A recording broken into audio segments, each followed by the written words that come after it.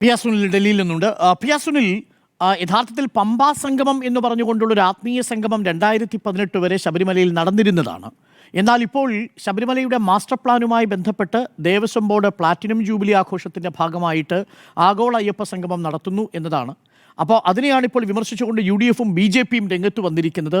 രാഷ്ട്രീയ സംഗമമാണെന്നാണ് പ്രതിപക്ഷത്തിൻ്റെ ആരോപണം. രാഷ്ട്രീയ സംഗമമാണോ?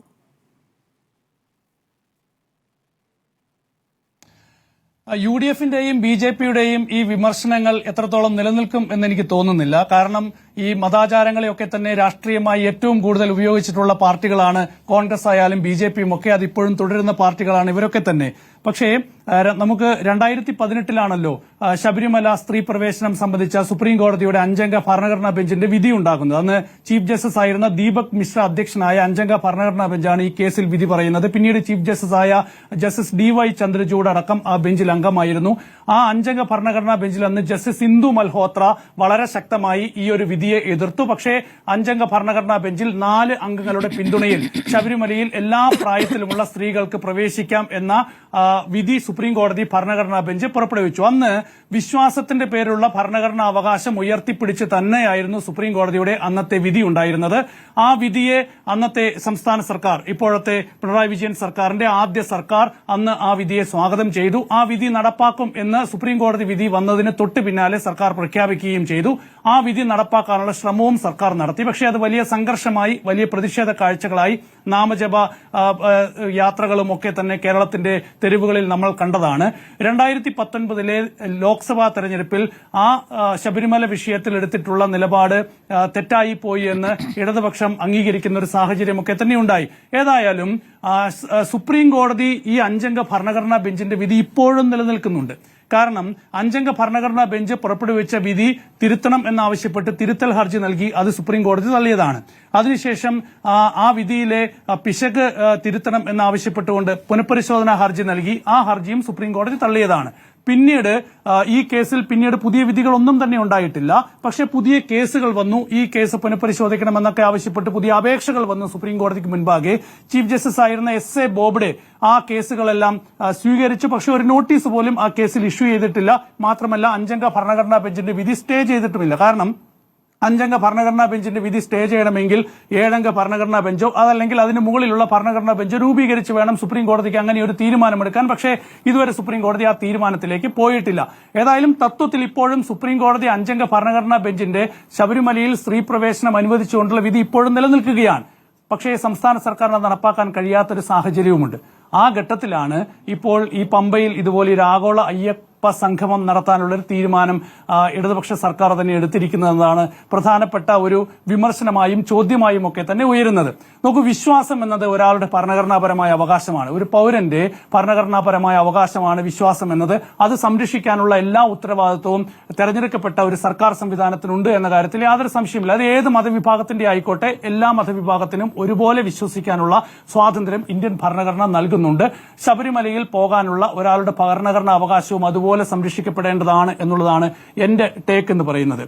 അതേസമയം ഈ വിശ്വാസത്തെ രാഷ്ട്രീയമായി ഉപയോഗിച്ച പാർട്ടി എന്നത് BJPയാണ്. നമ്മൾ കണ്ടിട്ടില്ലേ, രാമജന്മഭൂമി പ്രക്ഷോഭം എന്നത് വലിയൊരു മുന്നേറ്റമായി മാറ്റിയെടുക്കുകയും ഹിന്ദുക്കളുടെ ഒരു വലിയ മുന്നേറ്റമായി അതിനെ രാഷ്ട്രീയമായി ഉപയോഗിക്കുകയും പിന്നീട് 1992 ഡിസംബർ 6 ബാബറി മസ്ജിദ് തകർത്ത ഒരു നീക്കത്തിലേക്ക് പോയി ഇന്ത്യൻ ഹൃദയത്തെ ആകെ കീറിമുറിച്ച ഒരു കറുത്ത ദിനമാക്കി ഡിസംബർ 6 മാറ്റിയ ഒരു രാഷ്ട്രീയ നീക്കം നമ്മൾ ദേശീയ തലത്തിൽ കണ്ടതാണ്.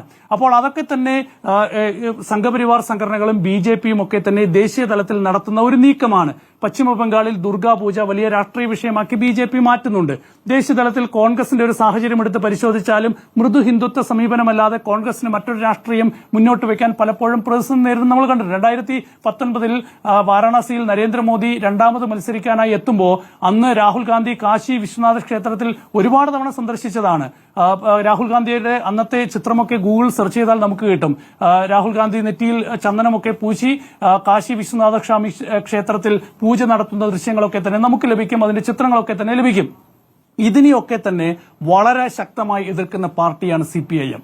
വളരെ ശക്തമായി ഈ ഒരു രാഷ്ട്രീയ നീക്കത്തെ, അതായത് മതാചാരത്തെ രാഷ്ട്രീയമായി ഉപയോഗിക്കുന്നതിനെ, കോൺഗ്രസിന്റെ മൃദു ഹിന്ദുത്വ സമീപനത്തെ വളരെ ശക്തമായി എത്രയോ കാലമായി എതിർത്തു വരുന്ന ഒരു രാഷ്ട്രീയ പ്രസ്ഥാനമാണ് CPIM. അപ്പോൾ അങ്ങനെ CPIM എതിർക്കുമ്പോൾ ആ CPIM നേതൃത്വം നൽകുന്ന ഒരു സർക്കാർ തന്നെ ഇപ്പോൾ ഒരു അയ്യപ്പ സംഗമം, ആഗോള അയ്യപ്പ സംഗമം എന്ന പേരിൽ ഒരു പരിപാടി നടത്തുന്നത് തീർച്ചയായും ഇരട്ടത്താപ്പാണ് എന്ന് വിമർശിക്കുന്നുണ്ടെങ്കിൽ ആ വിമർശനം CPM-ന് കേൾക്കാനുള്ള എല്ലാ ബാധ്യതയുമുണ്ട് എന്നാണ് ഞാൻ വിശ്വസിക്കുന്നത്. കാരണം ഇങ്ങനെയൊരു നീക്കത്തിലേക്ക് സർക്കാർ പോകുമെന്ന് ഞാൻ ഒരിക്കലും വിശ്വസിക്കുന്നില്ല. കാരണം ഇടതുപക്ഷ പ്രസ്ഥാനങ്ങൾക്കോ കമ്മ്യൂണിസ്റ്റ് ആശയങ്ങൾക്കോ ചേരുന്ന ഒരു രീതിയായിട്ട് ഇതെനിക്ക് തോന്നുന്നില്ല. കാരണം കമ്മ്യൂണിസ്റ്റ് വിശ്വാസത്തിനൊപ്പം നിൽക്കുന്നവർക്ക് ഒരുപക്ഷെ ആശയക്കുഴപ്പമുണ്ടാക്കുന്ന ഒരു നീക്കമായിരിക്കും ഇത് എന്നാണ് എനിക്ക് ഈ വിഷയത്തിൽ പറയാനുള്ളത്. നോക്കൂ, ഒരു മതവിശ്വാസത്തിന്റെ ഭാഗമായി മാത്രം നിൽക്കുന്ന ഒരു വിഷയത്തെ ഒരു ഭരണ സംവിധാനങ്ങൾ അതിനുവേണ്ടി ഒരു ഉത്സവം സംഘടിപ്പിക്കുന്ന രീതി ഒരു കമ്മ്യൂണിസ്റ്റ് ആശയത്തിന്റെ ഭാഗമായി നിൽക്കുന്നതല്ല. അതേസമയം കേരളത്തിൽ വേണമെങ്കിൽ പറയാം ഒരു സ്പിരിച്വൽ ടൂറിസം എന്ന നിലയിലേക്ക് കേരളത്തിലെ പൊതുവായുള്ള വിഷയങ്ങളൊക്കെ എടുത്ത് ഒരു നീക്കത്തിലേക്ക് സർക്കാർ പോകുന്നതിൽ തെറ്റില്ല. അതേസമയം ഇപ്പോൾ സർക്കാർ ഇവിടെ അയ്യപ്പ സംഗമം സംഘടിപ്പിക്കുന്നു. നാളെ കേന്ദ്ര സർക്കാർ ഒരു പ്രഖ്യാപനം നടത്തുകയാണ്. നാളെ രാമസംഗമം നടത്താൻ കേന്ദ്ര സർക്കാർ തീരുമാനിക്കുകയും എല്ലാ സംസ്ഥാന സർക്കാരുകളോടും ഈ ഒരു രാമസംഗമത്തിന് പിന്തുണ നൽകണമെന്ന് ആവശ്യപ്പെടുകയും ചെയ്താൽ സംസ്ഥാന സർക്കാർ, ഇപ്പോഴത്തെ കേരളത്തിലെ ഇടതുപക്ഷ സർക്കാർ എന്ത് തീരുമാനമെടുക്കും എന്നത് വലിയ ചോദ്യമാണ്. അതിനെ പിന്തുണയ്ക്കാൻ കേരളത്തിലെ ഇടതുപക്ഷ സർക്കാരിന് സാധിക്കുമോ? അത് വളരെ രാഷ്ട്രീയമായ ഒരു ചോദ്യം തന്നെയാണ്. അപ്പോൾ അതിനെ തീർച്ചയായും കേരളത്തിലെ ഇടതുപക്ഷ സർക്കാർ വളരെ ശക്തമായി എതിർക്കുമെന്ന കാര്യത്തിൽ യാതൊരു സംശയവുമില്ല. അപ്പോൾ അത്തരം രാഷ്ട്രീയ സാഹചര്യങ്ങൾ അവിടെ നിലനിൽക്കുകയാണ് ഇങ്ങനെ പമ്പയിൽ ഒരു അയ്യപ്പ സംഗമം നടക്കുന്നത്. അപ്പോൾ ഇപ്പോൾ ഇവിടെ ഹിന്ദു വിശ്വാസത്തിന്റെ ഭാഗമായിട്ടുള്ള ഇങ്ങനെ ഒരു ഉത്സവം നടത്തുമ്പോൾ നാളെ മുസ്ലിം വിഭാഗങ്ങൾ ചോദിക്കും, ഭീമാപ്പള്ളി ഉണ്ടല്ലോ, ഭീമാപ്പള്ളിയും ഒരു സ്പിരിച്വൽ ടൂറിസം കേന്ദ്രമായി നമുക്ക് എന്തുകൊണ്ട് വികസിപ്പിച്ചുകൂടാ, അവിടെയും ഇതുപോലെയൊരു സംഗമം നടത്തിക്കൂടെ എന്ന ചോദ്യം ഉയരാം. അപ്പോൾ ഒരു തെരഞ്ഞെടുക്കപ്പെട്ട സർക്കാർ എന്നത് ഇക്കാര്യങ്ങളിലൊക്കെ തന്നെ കൂടുതൽ ഉത്തരവാദിത്വ ബോധത്തോടെ മുന്നോട്ട് പോകണം.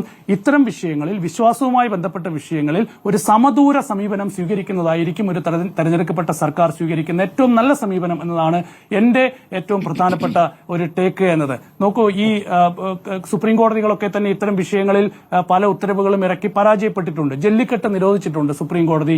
2013-ലോ 14-ലോ ജല്ലിക്കെട്ട് നിരോധിച്ചതാണ്. പിന്നീട് അതേ ഉത്തരവ് സുപ്രീം കോടതിക്ക് പിൻവലിക്കേണ്ടി വന്നിട്ടുണ്ട്. ഇപ്പോൾ മുസ്ലിം മതവിഭാഗങ്ങളുടെ വിശ്വാസത്തിന്റെ ഭാഗമായ അവരുടെ പർദ്ദ അത് നിരോധിക്കണം എന്നാവശ്യപ്പെട്ടാൽ നടക്കുമോ? അപ്പോൾ ഇതിലൊക്കെ തന്നെ കോടതികളായാലും ഭരണ സംവിധാനങ്ങളായാലും എല്ലാവരും ഒരു സമദൂരം പാലിക്കുന്നതാണ് ഏറ്റവും മികച്ച ഒരു രീതി എന്നത്. അതിനപ്പുറത്തേക്ക് വിശ്വാസികളുടെ വിഷയങ്ങളിലേക്ക് ഒരു രാഷ്ട്രീയ ഇടപെടൽ നടത്തുന്നത് തീർച്ചയായും ഭരണഘടനാപരമായും ഒരു ജനാധിപത്യ സംവിധാനത്തിന്റെ ഭാഗമായും വിലയിരുത്തുമ്പോൾ തീർച്ചയായും അത് തെറ്റായ നടപടിയാണെന്നാണ് ഞാൻ വിലയിരുത്തുന്നത്. അതുകൊണ്ട് ഇതൊരു രാഷ്ട്രീയ നീക്കമായി തന്നെയാണ് ഞാൻ കണക്കാക്കുന്നത്. കാരണം 2019 അന്ന് വലിയ തിരിച്ചടി ഉണ്ടായി.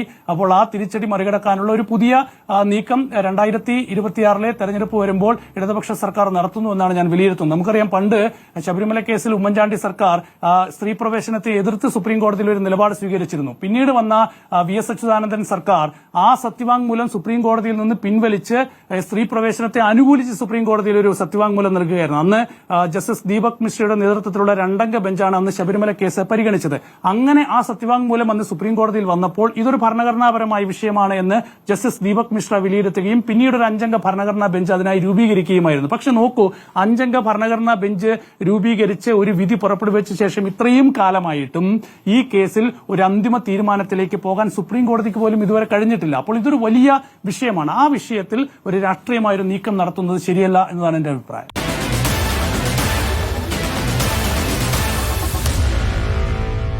Meet the editors.